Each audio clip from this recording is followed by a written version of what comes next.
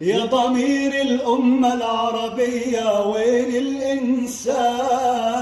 يا ضمير العالم شوف غزة باتت أكفان. الدم العربي ملوش حرمة وعالعالم هان، لكن العار إن العربي هنا عالعربان، وظلم بيدافع عن أرض ما هياش أراضيه، والغرب بحكامه مسند وعمال يراضيه، واللي بيدافع عن أرضه الكل عليه، حتى اللي من لحمه ودمه سايبه لوحديه. يا تاريخ ما تكملش كتابة، الدنيا خلاص صبحت غابة، أمة مليار أحلامها دولار والأحرار تحت الدبابة.